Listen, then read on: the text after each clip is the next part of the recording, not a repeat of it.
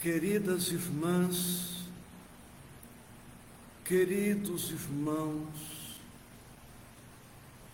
eis-nos apostos para os estudos bíblicos de todas as quartas-feiras, às 10 horas da manhã. Agradeço a sua companhia estimuladora, carinhosa, e rogo a nosso Mestre e Senhor Cristo Jesus abençoar-nos a todos, agora, hoje e sempre. Nosso tema, a parábola do rico insensato.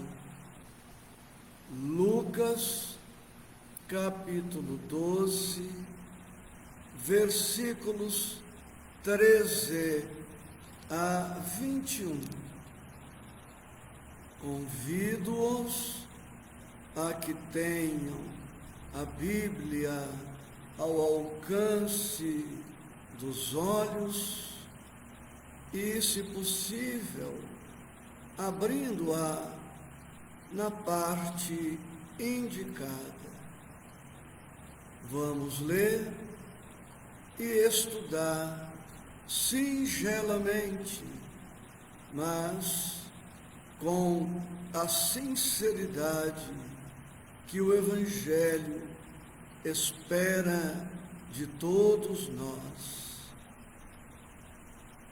E disse-lhe um da multidão: Mestre, dize a meu irmão que reparta comigo a herança.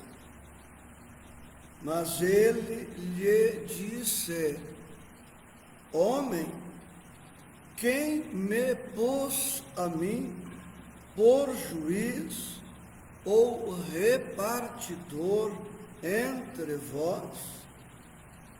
E disse-lhes: Acautelai-vos e guardai-vos da avareza, porque a vida de qualquer não consiste na abundância do que possui.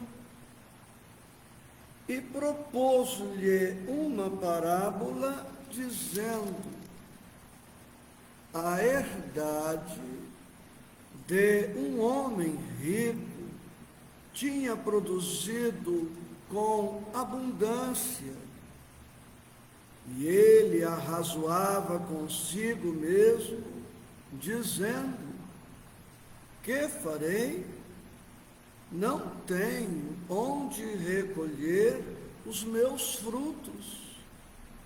E disse: farei isto, derrubarei os meus celeiros, edificarei outros maiores, e ali recolherei todas as minhas novidades e os meus bens.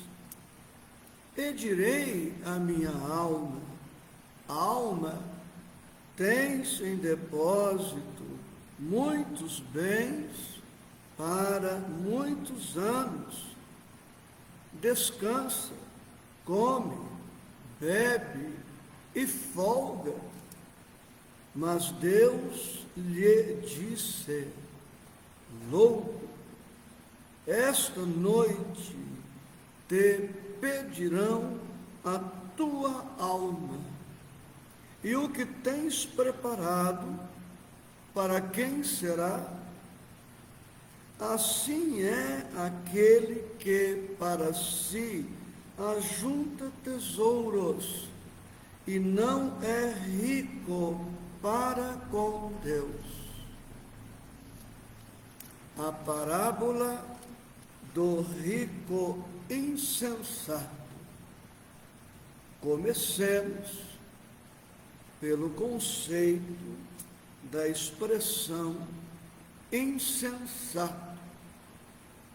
Podemos traduzi-la por louco, sem juízo, sem senso lógico, sem senso prático, racional. Estamos, pois, diante da parábola do rico louco, enfermo, dominado, como veremos, pela ganância, pela avareza, filhos do egoísmo. Precisamos, iniciando os nossos estudos, registrar mais uma vez que Deus, que o Cristo, que a espiritualidade superior e, portanto, o Evangelho nunca foram e não são contra a fortuna de qualquer natureza, desde que esta fortuna, ou riqueza, ou patrimônio, tenham sido adquiridos de forma honesta, ética, correta, sem prejuízo de qualquer natureza para alguém. E mais, que esta fortuna, ou riqueza, ou patrimônio, sejam colocados também a serviço da humanidade, gerando progresso, trabalho, conforto, segurança, tranquilidade, saúde, bem-estar para o maior número de criaturas que possamos alcançar com os bens que recebemos a título precário, a título provisório. O que digo é uma síntese muito apertada do que encontramos no Evangelho segundo o Espiritismo, capítulo 16, que tenho aqui à mão. Capítulo 16, não se pode servir a Deus e a mamão, ou riquezas. E temos alguns tópicos específicos, como o item 3, guardar-se da avareza, que repete o texto apresentado há pouco.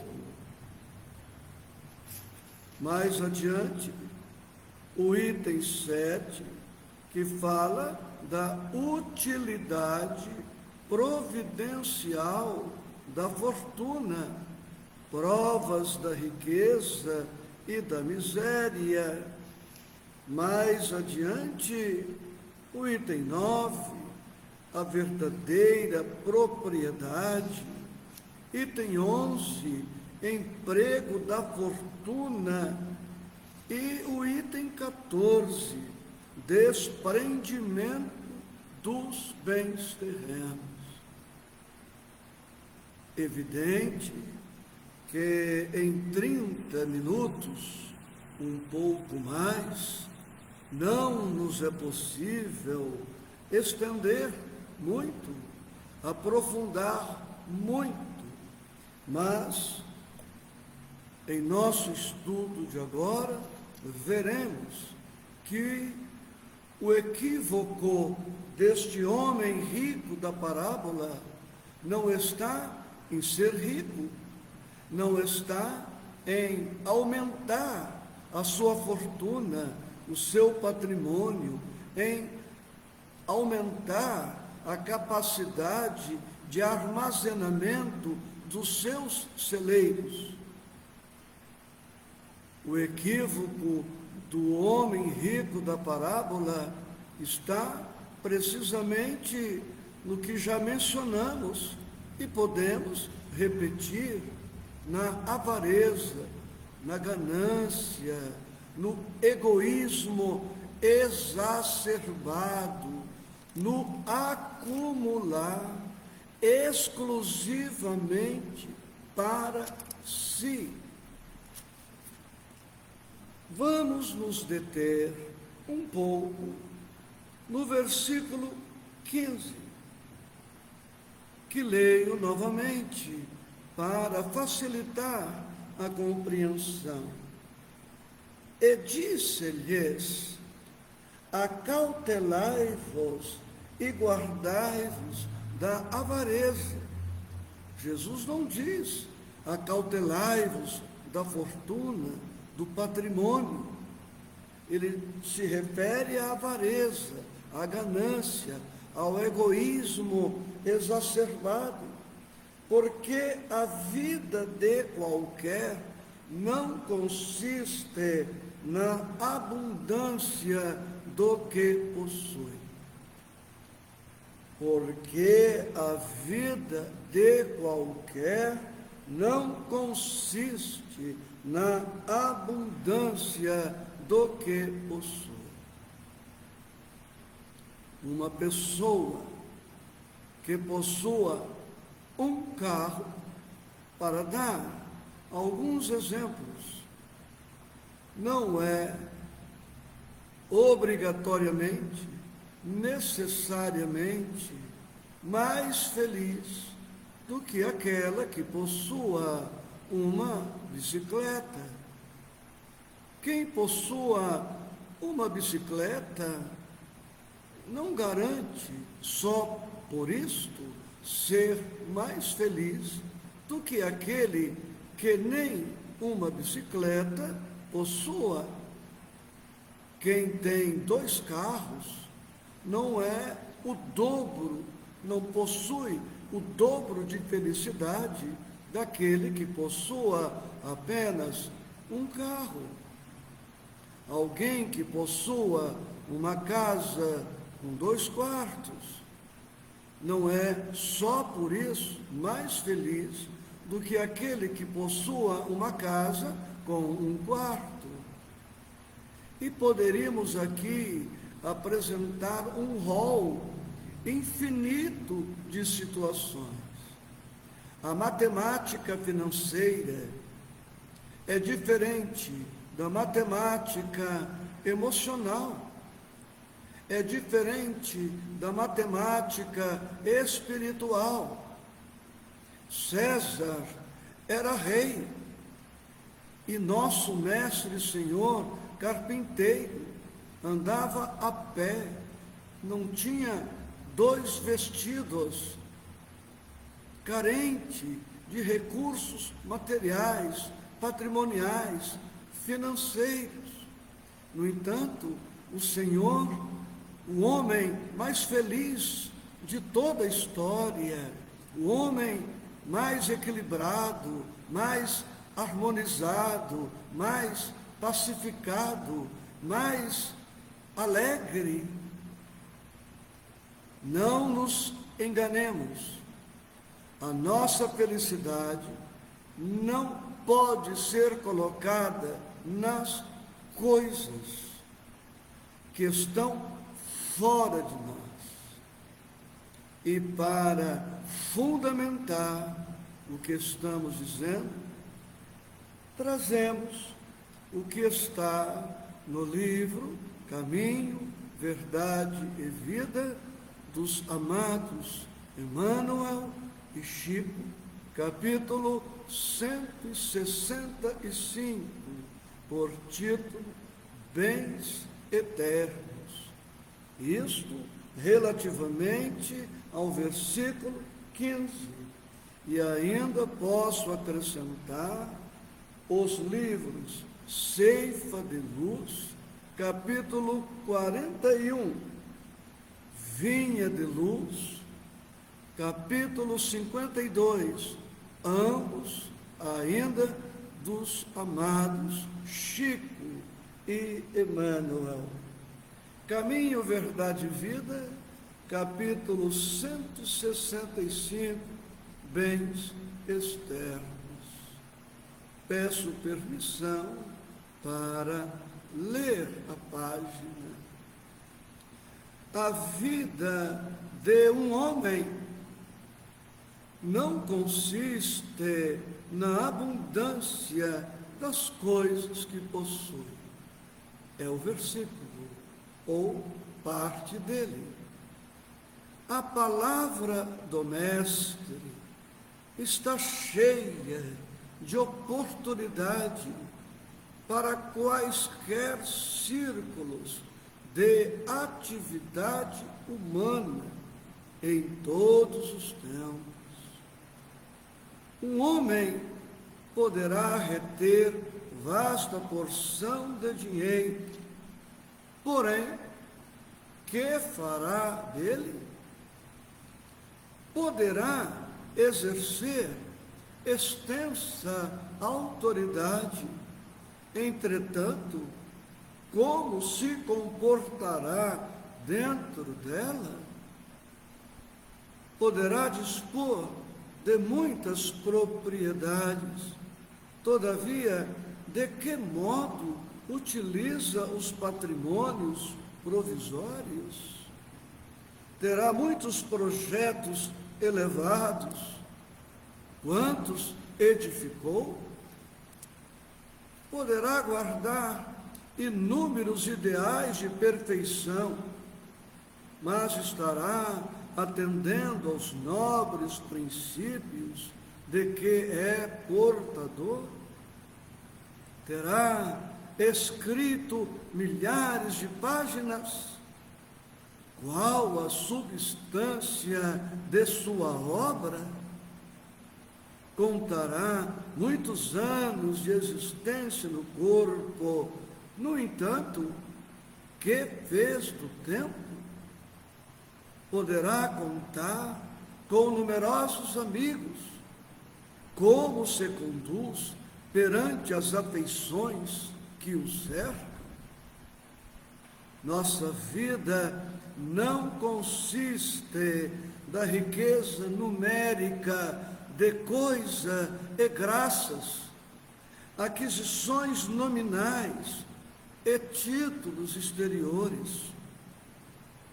Nossa paz e felicidade dependem do uso que fizermos, onde nos encontramos hoje, aqui e agora, das oportunidades e dons, situações e favores recebidos do Altíssimo. Não procures amontoar levianamente o que detens por empréstimo. Mobiliza com critério os recursos depositados em tuas mãos. O Senhor não te identificará pelos tesouros que ajuntaste, pelas bênçãos que retiveste, pelos anos que viveste no corpo físico. Reconhecer-te-á pelo emprego dos teus dons, pelo valor de tuas realizações e pelas obras que deixaste em torno dos próprios pés. Certamente, amores, mas não se faz mistério dizer agora, relativamente ao versículo 15, pela clareza do texto bíblico, pela clareza do texto de Emmanuel e Chico. Mas permito-me acrescentar tudo aquilo que existiu, tudo aquilo que existe e que vier a existir em nossas vidas, independentemente da nossa presença junto a estes bens, nada disto é, de fato, propriedade nossa. Nada do que sobreviva sem nós é nosso efetivamente. Os elementos que compõem o nosso corpo sobreviverão ao fenômeno morte, que em verdade é transformação. Os elementos químicos que organizam a nossa indumentária orgânica presente sobreviverão, serão aproveitados pela natureza para comporem novos corpos. Portanto, a começar pelo corpo, tudo o que é de ordem material não é propriedade nossa. Assim, a roupa que nos veste, o teto que nos dá segurança e protege, os títulos acadêmicos, tudo recebemos a título de empréstimo, pela bondade, pela misericórdia do alto, que constituem a nossa riqueza, que, mesmo sendo transitória, pode, necessita, espera-se, seja utilizada para o bem do nosso espírito, para o bem das criaturas humanas. Frise-se com singeleza. Não é crime, não é pecado, não é anti-evangélico ter títulos acadêmicos, ser doutor, ser mestre, ter títulos de graduação, fortunas. O crime de lesa amor, o crime de lesa evangelho, o crime de lesa humanidade está na indiferença criminosa, no acúmulo egóico, a benefício exclusivo do seu detentor. É o que vemos nos versículos 19, 20 e 21. E direi à minha alma, alma, tens em depósito, vejam, em depósito. A riqueza não está em movimento dinâmico, a riqueza não está a serviço da vida, da qualidade de vida, não está a serviço de uma causa nobre. A fortuna do homem da parábola está depositada, sem finalidade santa, sagrada, sem finalidade útil. Tens em depósito muitos bens para muitos anos. Descansa, come, bebe e folga. Mas tudo isso exclusivamente.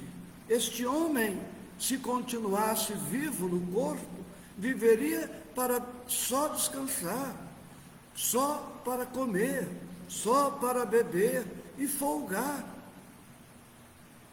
Uma vida exclusivamente animal, fisiológica, típica do espírito de consciência indiferente, adormecida, amolentada na preguiça, no tédio. E nós, como filhos de Deus, não reencarnamos para vivermos como bicho preguiça, como criaturas sanguessugas, explorando os outros a benefício exclusivos de nós. Mas Deus lhe disse: louco, lembram? Rico, insensato, rico, louco, louco, esta noite te pedirão a tua alma, e o que tens preparado, para quem será? E o que tens preparado, para quem será? Eu vi, participei, acompanhei por décadas de muitos dramas, tragédias familiares, em razão de partilhas, inventários, afetos que passam a cultivar ódio, rancor, inimizade, que rompem, que se afastam definitivamente por conta de centavos. Participei de uma infinidade de separações. Sou do tempo que havia desquites, de divórcios. E acreditem, pessoas dividindo garfos, talheres, pratos, cadeiras. E não se pense que eram somente pessoas menos favorecidas socialmente, culturalmente, economicamente, pessoas de classe média alta, pessoas ricas, disputando moedas, centavos. Então nós precisamos refletir nesta lição de hoje. E para fechar as nossas reflexões, eu trago ainda de Caminho, Verdade e Vida, capítulo 56, por título Lucros, e ainda menciono Ceifa de Luz, capítulo 37, capítulo 46, e Vinha de Luz, capítulo 35. Pela exiguidade de tempo, não me foi possível antes fornecer para alguns companheiros de estudos a bibliografia antecipadamente. Vamos então, lucros. E o que tens ajuntado, para quem será? Em todos os agrupamentos humanos, palpita a preocupação de ganhar. O espírito de lucro alcança os setores mais singelos. Meninos, mal saídos da primeira infância, mostram-se interessados em amontoar egoisticamente alguma coisa. A atualidade conta com mães numerosas que abandonam seu lar a desconhecidos durante muitas horas do dia, a fim de experimentarem a mina lucrativa. Nesse sentido, a maioria das criaturas converte a marcha evolutiva em corrida inquietante. Permitam-me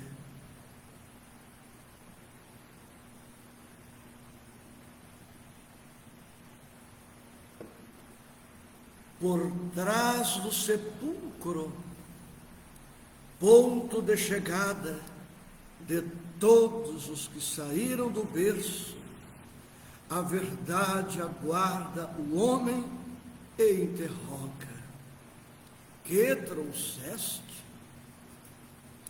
O infeliz responderá que reuniu vantagens materiais, que se esforçou por assegurar a posição tranquila de si mesmo e dos seus. Examinada, porém, a bagagem, verifica-se quase sempre que as vitórias são derrotas fragorosas. Não constituem valores da alma, nem trazem o selo dos bens eternos. Atingida semelhante equação, o viajor olha para trás e sente frio, prende-se de maneira inexplicável aos resultados de tudo o que amontoou na crosta da terra. A consciência inquieta enche-se de nuvens e a voz do Evangelho soa-lhe aos ouvidos: pobre de ti, porque teus lucros foram perdas desastrosas. E o que tens ajuntado, para quem será?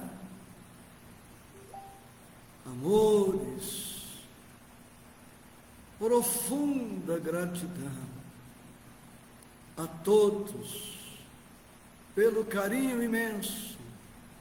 Amo-os e rogo sempre a nosso Senhor Jesus Cristo abençoá-los imensamente. Muita paz.